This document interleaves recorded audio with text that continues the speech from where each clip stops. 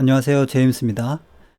오늘은 제가 지난 토요일에 관심 종목에 있는 종목들의 매수 타점 잡는 방법에 대해서 한번 자세하게 설명을 드렸었는데요. 이제 며칠이 지났으니까 그 종목들의 움직임을 한번 확인해 보도록 하겠습니다. 우선 이 현대바이오부터 한번 보겠습니다. 이 현대바이오의 그때 분봉에 다 표시를 해놨었죠.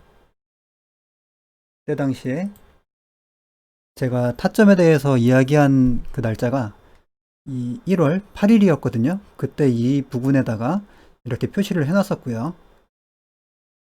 지금 이제 날짜가 지났는데 한번 보도록 하겠습니다. 이렇게 이제 하루씩 이렇게 지나가다 보면요. 이게 근처까지 왔다가 한번 반등이 나왔고요.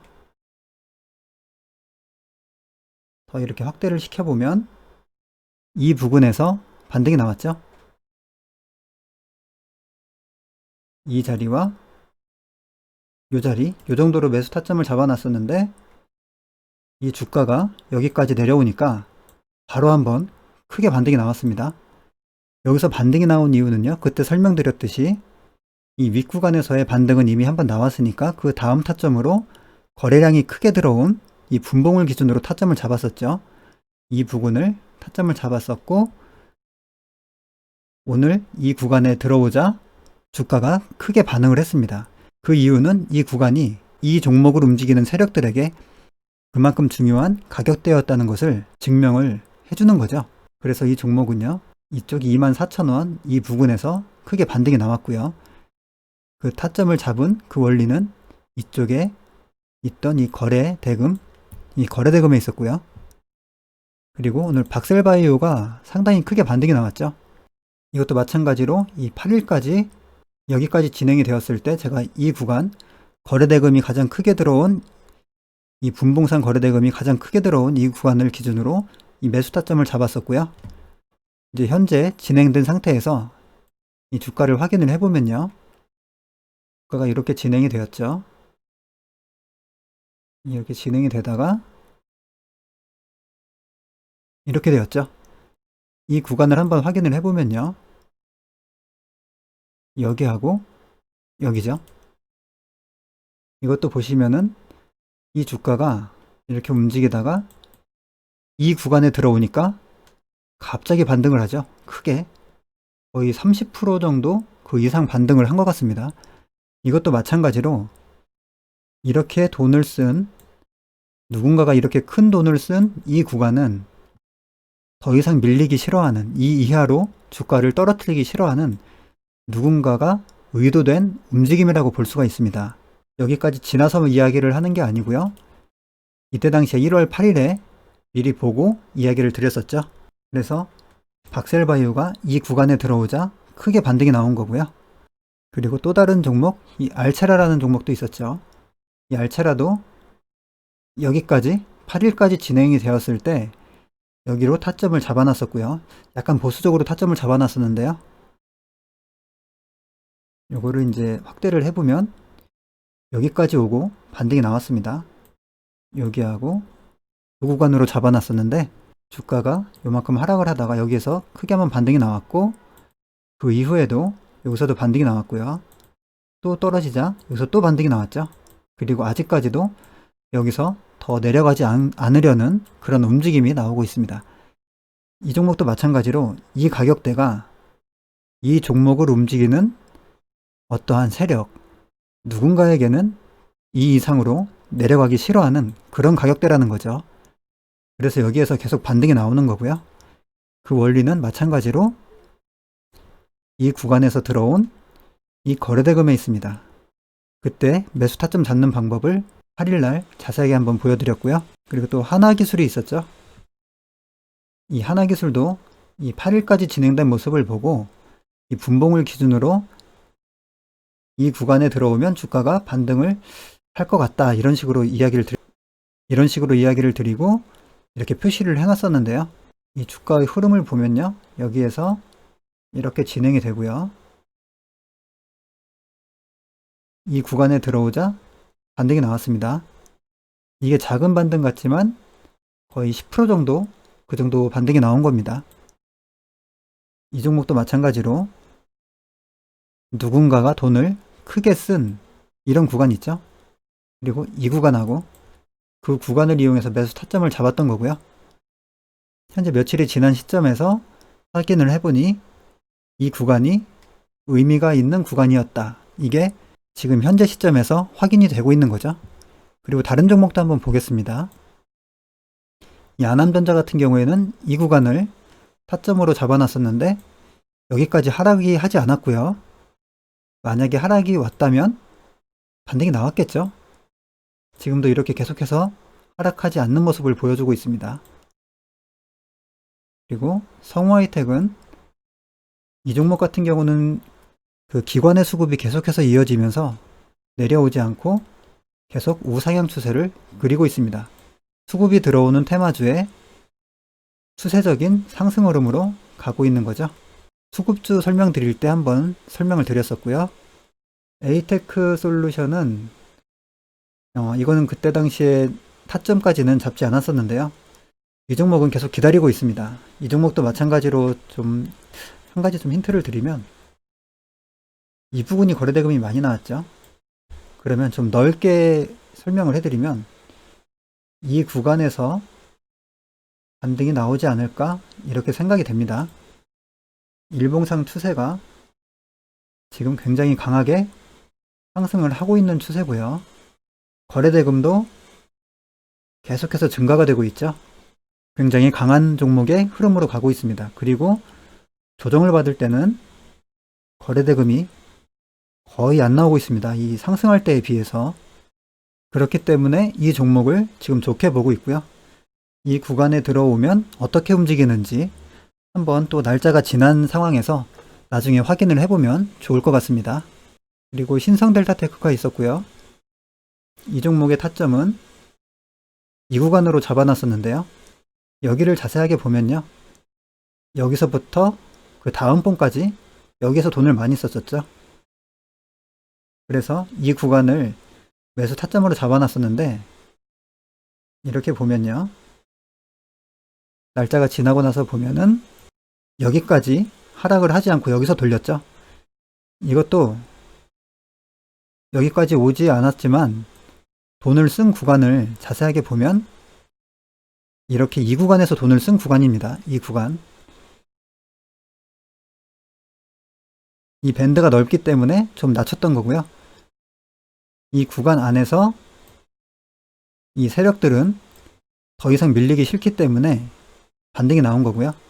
약간 보수적으로 타점을 보여드리기 위해서 약간 좀 낮게 잡았었습니다. 이 종목은 혹시라도 보시다가 따라 사시는 분들 손해날 수가 있을 것 같아서요. 여기까지 왔다면 아마 크게 무리 없이 반등이 나왔을 거라고 생각을 하고요. 이 구간에서 반등이 나온 것도 전혀 이상할 일이 아니죠. 돈을 많이 쓴 그런 구간이기 때문에 그렇습니다. 원리적으로. 그리고 삼성제약 같은 경우에도 여기를 타점으로 잡아놨었죠. 이 구간은 단기과열 구간이기 때문에 좀 빠질 수도 있다. 이렇게 생각을 했었고요. 근데 이 종목 같은 경우는 여기에서 반등이 한번 나왔고 여기에서도 이렇게 더 이상 하락하지 않는 그런 움직임이 나왔습니다. 그렇기 때문에 이 종목의 타점을 잡는다면요. 여기까지 진행이 된 것을 보고 나서 잡는다면 매매의 기준을 약간 바꿀 수가 있는데요. 1차로 봤던 이 구간을 2차 매수 타점으로 잡고요. 현재 이 상한가봉 있죠. 이 상한가봉의 이 위아래를 이용해서 이 구간에서 1차 매수를 잡을 수도 있습니다. 여기서 내려오지 않는 이런 흐름을 보였죠. 이게 현대바이오하고 다른 부분인데요. 현대바이오 같은 경우에는 여기까지 보면요. 거의 지지하는 흐름 없이 이 높은 구간에서 그대로 하락을 했죠. 이 구간까지요. 그런데 이 삼성제약 이 종목 같은 경우는 내려오다가 하루 이틀을 여기서 버텼습니다. 하락이 나올 수 있는 이 구간을 버텼다는 것은 또 한번 생각을 해봐야 될 부분이고 이 종목이 시장에서 어느 정도 관심을 받았던 종목이냐 그 판단에 따라서 1차 매수를 이 구간으로 높여서 잡을 수도 있고요. 여기까지 상한가 종가니까요. 그리고 2차 매수를 이 구간으로 잡는다면 매매를 하기에 크게 무리가 없어 보입니다. 이 정도가 1월 9일 날 관심 종목에 있던 종목들의 타점을 잡아봤던 종목이었는데요. 날짜가 지난 시점에서 보니까 어떠신가요? 이게 제가 잡은 그 자리까지 안 온 종목도 있지만 그 자리까지 온 종목은 대부분 여기에서 반등이 나온 거죠. 저는 그렇게 생각이 되고요. 보시는 분들은 어떻게 보실지 모르겠습니다. 그래서 분봉에서 의미 있는 기준을 잡고 그 분봉을 기준으로 약간씩 위아래로 조정을 하면서 매수 타점을 잡고 매매를 진행을 하면 크게 무리가 없을 거로 생각이 됩니다. 여기에서 디테일한 부분들은 조금씩 개인적인 성향에 따라서 보완을 하시면 됩니다. 비중이라던가 분할 매수의 폭이라던가 그런 것들은 매매의 경험과 데이터가 누적될수록 차차 보완을 하시면 됩니다. 다 사람마다 계좌의 크기도 다르고 그 비중도 다르죠. 그리고 본인이 느끼는 금액의 심리적인 부분도 모두 다르고요. 사실 제가 혼자서 몇 년 동안 연구를 하고 잡은 매매 기준들, 그 매매 기법을 이렇게 공개된 곳에서 이야기를 한다는 게 심리적으로 그렇게 쉬운 건 아닌데요. 제 매매에 영향을 주지 않는 선에서 최대한 도움이 되실 수 있도록 좋은 영상을 만들어 보자라는 게 제 생각입니다. 제가 타점을 잡는 과정을 보여드리고 그렇게 하다 보니까 혹시라도 따라 사시는 분들께서 손실을 보실까봐 약간은 보수적으로 잡는 부분도 있거든요. 그러다 보니까 제 매매에도 약간 살짝 어느 정도는 영향을 미치게 되더라고요. 그래서 앞으로는 관심 종목 선정에 더 신경을 많이 쓰고요. 매매 타점 같은 부분은 매도가 된 종목을 위주로 말씀을 드리는 게 좋을 것 같습니다. 지금까지의 영상에서 대부분의 제가 쓰는 매매 기법들을 다 공개를 했었고요. 그러면 본인이 매매하신 부분과 제가 매매한 부분의 차이점에 대해서 생각을 해보시면 좋을 것 같고요. 제가 정답이 아니기 때문에 참고하셔가지고 본인의 매매 기준을 잡으시면 될 것 같습니다. 이게 누군가에게는 별거 아닌 방법일 수도 있지만 저한테는 1년에 수천만 원씩 벌어주는 방법이기 때문에 저 개인적으로는 정말 소중한 매매 기법입니다. 그것도 HTS를 보면서 주식시장에 참여하는 게 아니고 제 할 일을 하면서 거의 자동적으로 수익이 나는 그런 방법이죠. 그 과정에서 많은 시행착오와 돈을 잃어가면서 만들었거든요. 항상 영상을 봐주시는 분들, 댓글로 응원해주시는 분들, 매일같이 그 제 영상에 좋아요를 눌러주신 분들께 항상 감사드립니다. 내일이면 벌써 금요일인데요. 다음 주까지면 개인적으로 바쁜 일도 어느 정도 마무리가 될 것 같습니다. 그럼 좀 더 영상의 내용에 신경을 써서 좋은 영상을 만들 수도 있을 것 같고요. 관심 종목에 추가할 만한 종목이 있는지 한번 보고 영상을 마무리하도록 하겠습니다. 관심 종목 조건 검색식이고요. 이 흥국이 있죠. 흥국을 보면 수급은 큰 특징은 없고요. 재무제표를 보면은 꾸준한 흑자가 나는 기업이고요. 차트를 크게 봤을 때 앞고점을 넘어가는 상한가가 나왔습니다. 일단 관찰을 해봐야 될 것 같아서 여기 관심 종목에 넣어놨고요. 성안이라는 종목은 연속된 적자가 나오기 때문에 추가를 하지 않습니다. 작년까지 하면 4년 연속 적자인데 이제 올해 3월이면 또 감사보고서 제출하는 그 기간이 다가오거든요. 그럴 때가 되면 이런 기업들은 가끔씩 문제 생기는 경우가 많이 있습니다. 그래서 조심을 좀 해야 되고요. 한농화성 꾸준한 흑자 기업이고요. 차트 위치가 약간 높은데요. 거래대금은 200억 정도 나왔고요. 근데 상한가 간 시간이 9시 15분이네요. 굉장히 빨리 닫았기 때문에 이런 종목은 한번 관찰을 해봐야 됩니다. 돈 쓸 시간을 주지 않고 상한가를 사든 강한 종목일 수도 있거든요. 그리고 한국파마가 어제에 이어서 오늘도 상한가를 갔고요. 계속 관찰을 해봐야겠죠. 지니뮤직이 있고요. 흑자가 나는 기업이고 20년도에 영업이익이 상당히 크게 늘었네요. 그리고 차트의 위치는 앞고점 매물까지 소화하는 차트의 위치까지 올라와 있습니다. 관찰을 해봐야겠고요. ELP라는 종목은 거의 기억에 없는 종목 같은데 별로 끼가 없는 종목 같고 거래대금이 100억밖에 나오지 않았네요. 일단은 패스를 하고요. 오스테오닉 이 종목도 좀 낯선 종목이네요. 이름이 오늘 360억이고요. 원리락이 좀 있었고 영업이익은 그렇게 크지가 않은데 일단은 관찰은 한번 해보겠습니다. 매매를 할지는 향후에 결정을 하겠습니다. NFC가 있고요. 이 종목 같은 경우에는 지금 거래대금이 2,300억이 나오면서 이 앞고점 매물을 모두 소화를 했습니다. 여기까지 넘어갔네요. 이런 종목은 매물을 다 소화하는 강한 흐름이 나왔기 때문에 한번 관찰을 해봐야 됩니다. 관심 종목에 추가를 하고요. 관찰을 해보도록 하겠습니다. 오늘 영상은 여기까지 하겠습니다. 영상 봐주셔서 항상 감사합니다.